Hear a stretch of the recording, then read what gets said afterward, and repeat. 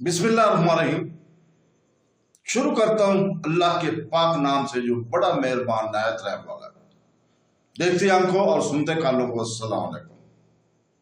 بہنوں، بھائیوں، دوستوں اور بزرگوں، آج کی ہم اس اسلامی خلافت اور ان کے خلیفہ کی معلوماتی ویڈیوز میں ہم طبرعیس کے معاشرے کا بیان کر رہے ہیں جو صلاح الدین کی طرف سے ترتیب دی گئی صلیبی جنگوں کا ایک نازک لمحہ ہے۔ اس معاشرے نے نہ صرف صلاح الدین کی فوجی صلاحیت کو ظاہر کیا بلکہ اس نے مقدس سرزمین پر کنٹرول کی جدوجہد میں ایک اہم موڑ بھی قرار دیا۔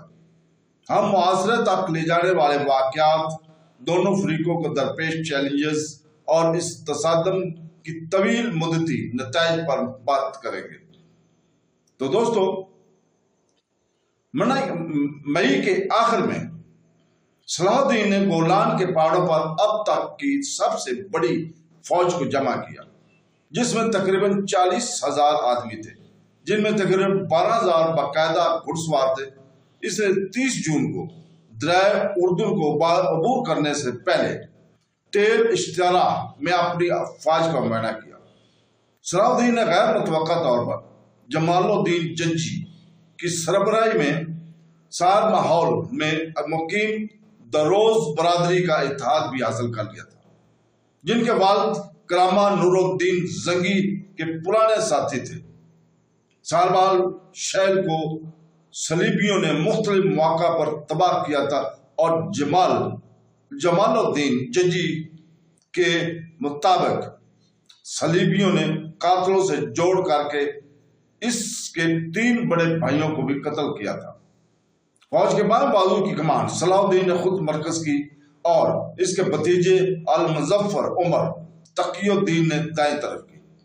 مخالف صلیبی فوج لاس صفوری میں جمع ہو گئی، جو ایک اچھی طرح سے پانی سے بھری ہوئی اور قلعہ بند پوزیشن ہے، جو اس سے قبل مشرق سے مسلمانوں کے دار اندازی کی صورت میں ایک اہم مقام کے طور پر کام کرتی تھی۔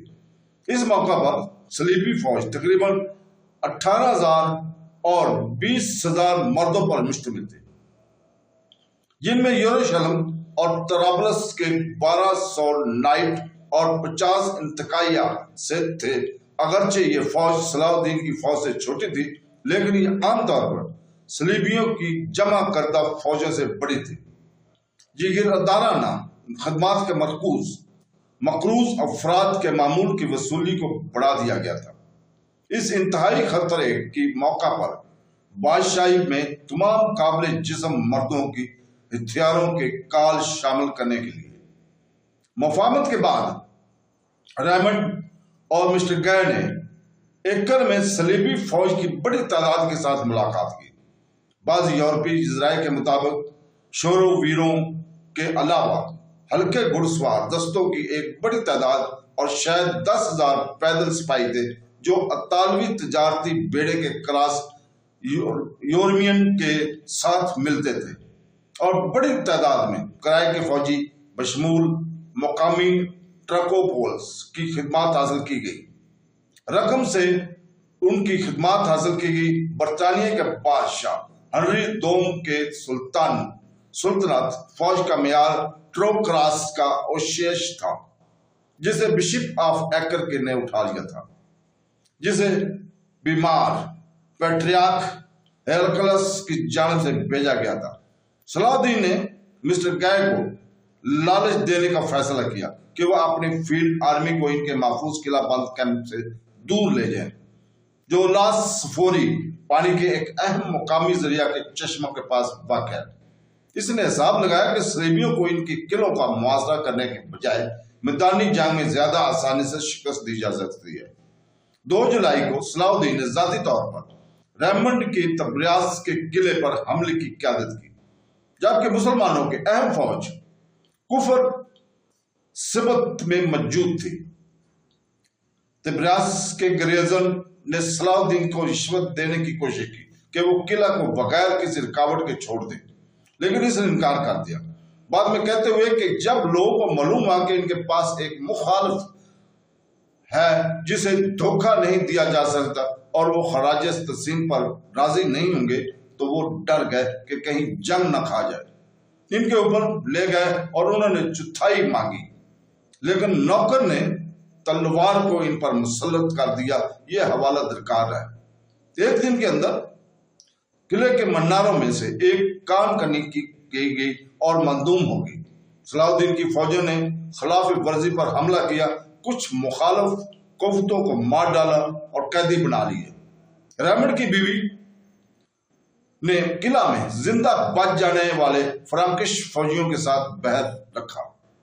3 جولائی کو جب مسلمان فوجوں نے قلعہ پر حملہ کرنے کے لیے دوسری بارودی سرنگ بنانا شروع کی تو صلاح الدین کو خبر ملی کہ مسٹر گائے فرینک کی فوج کو مشرق کی طرف بڑھا رہا ہے۔ صلیبیوں نے چارہ لیا تھا۔ مسٹر گائے کا لا سفری چھوڑنے کا فیصلہ 2 جولائی کو رات کو ہونے والی صلیبی جنگی کونسل کا نتیجہ تھا۔ اس ملاقات کے ریکارڈ فرنکیوں کے درمیان ذاتی عداوتوں کی وجہ سے متصب ہیں، لیکن ایسا لگتا ہے کہ ریمنڈ نے دلیل دی کہ ایکٹ سے تبریاز تک مارچ وہی تھا جو صلاح الدین چاہتا تھا، جبکہ لاسفوری صلیبیوں کی دفاع کے لیے ایک مضبوط پوزیشن تھی۔ ریمنڈ نے یہ بھی دعویٰ کیا کہ مسٹر گائے کو تبریاز کے بارے میں فکر نہیں ہونی چاہیے، جسے ریمنڈ نے ذاتی طور پر رکھا تھا، اور بادشاہی کی محافظت کے لیے دستبردار ہونے کو تیار تھا۔ اس دلیل کے جواب میں اور ان کی مفاہمت کے باوجود اندرونی عدالت کی سیاست مضبوط ہے۔ ریمنڈ پر جیبرارڈ اور رینالڈ نے بزدلی کا الزام لگایا اور اس کی وجہ سے مسٹر گائے نے طبریاس میں صلاح الدین کے خلاف فوری جوابی حملے کا فیصلہ کیا۔ تو دوستو، بہنوں، بھائیوں اور بزرگوں، ہم کل طبریاس میں صلاح الدین کے خلاف ہونے والی جنگ کو بیان کرنے جا رہے ہیں۔ تو دوستو، کل تک کے لیے اجازت چاہتے ہیں۔ اللہ حافظ۔